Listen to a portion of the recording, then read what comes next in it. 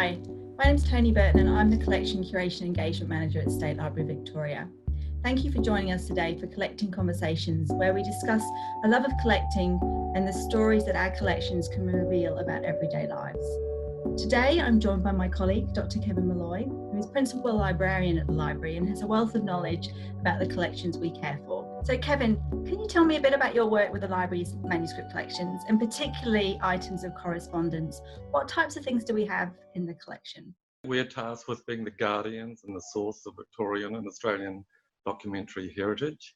So we endeavour to document the full range of human activity and all its complexities, and this is enshrined in our legislation. So as historians, we would believe that a good understanding of the past helps us to understand the present and to plan and determine for the future. So collecting is something we take very seriously.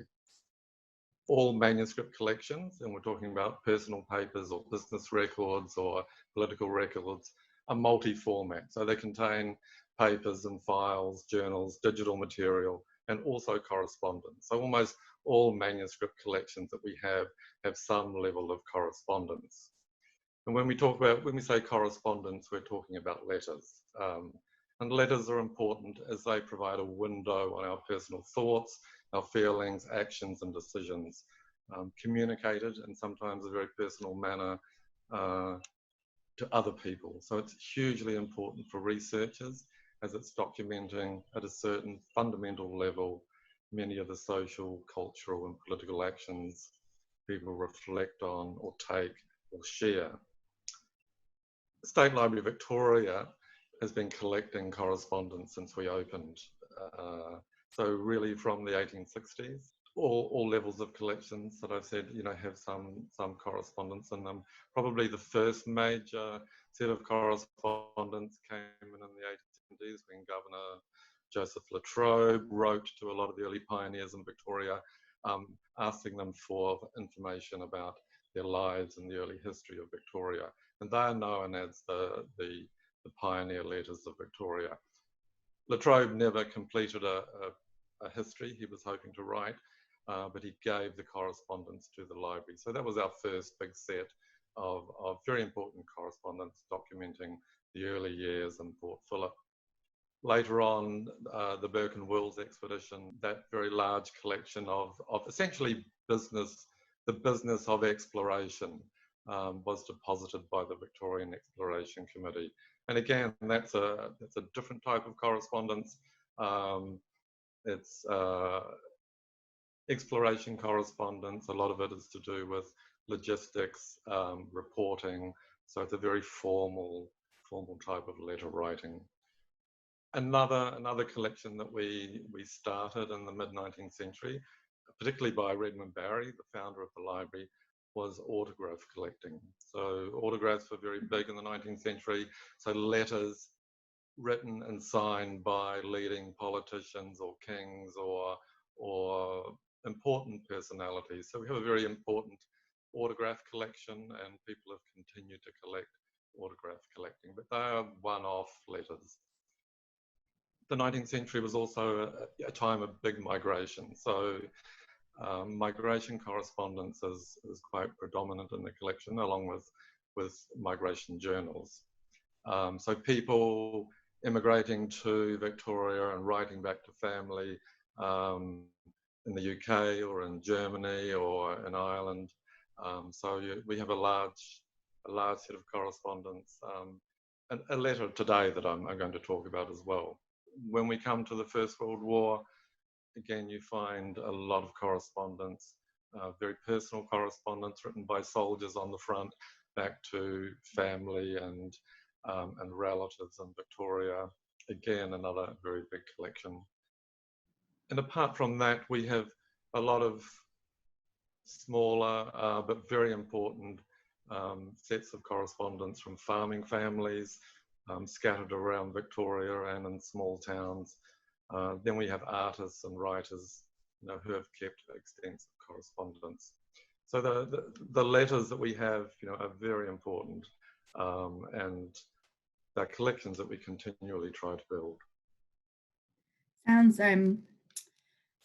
we have, you know, really diverse range of holdings and a huge amount of detail we can probably glean about people's lives and their experiences at different points in history, and, you know, personal recollections and what was going on in the world at the time. And it must be fascinating to work with those collections, Kevin. So I'm sure you don't want to pick a favourite, because that's probably, you know, I'm sure there are many favourite things that you have in our collection. But do you have a couple of highlights that you'd be willing to share with the viewers at home today? Look, I've got two letters that I think are very interesting. One was written in 1865, and it's a letter from Mr. Leopold Wallace. He was on the goldfields. Sorry, it's written in 1856. A letter from Mr. Leopold Wallace.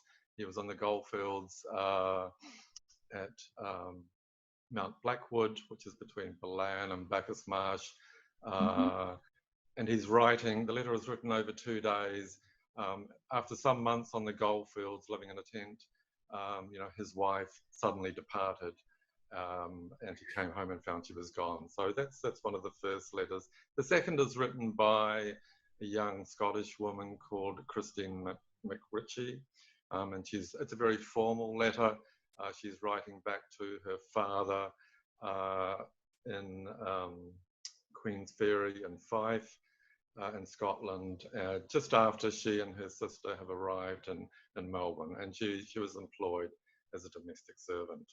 So I think perhaps I'd like to read out a small extract. We'll start with Christine Micucci, and this is the sort of letter that is very formal. So a lot of 19th century letters, people back home wanted to know what situations were like in Victoria, what colonial life was like. So the letters are very information-packed.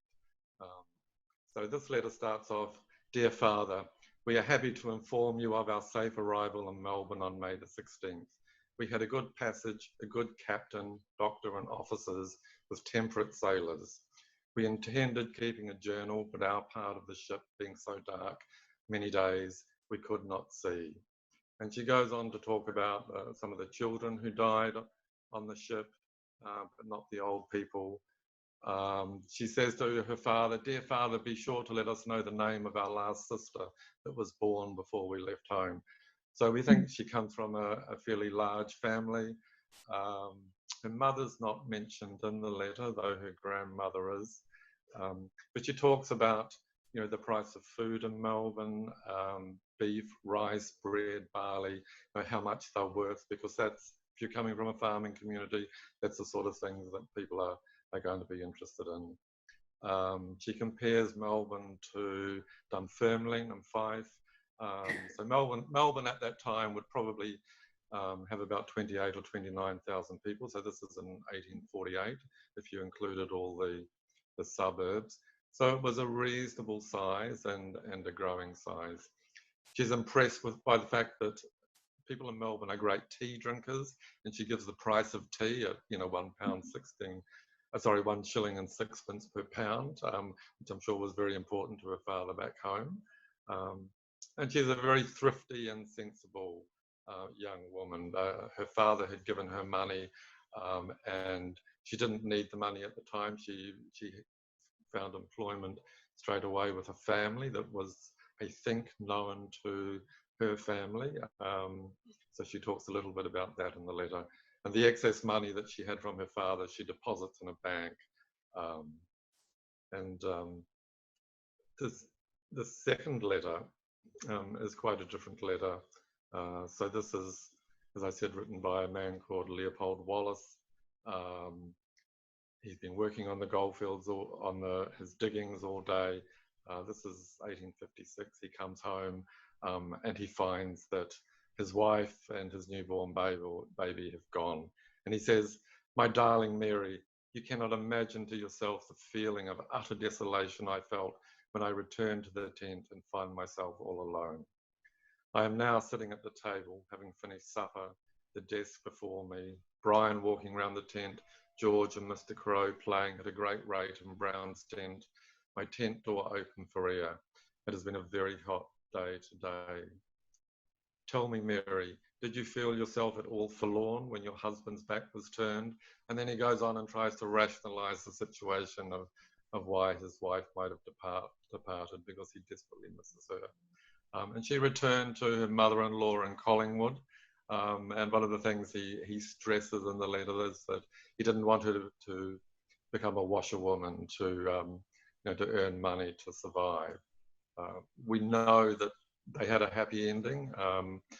They got back together several months later, and they went on to have 5 more children. So it's a very personal letter, a very heartfelt letter, and I suppose it gives us a lot of information about the confined and sometimes cramped living conditions on the goldfields in that period.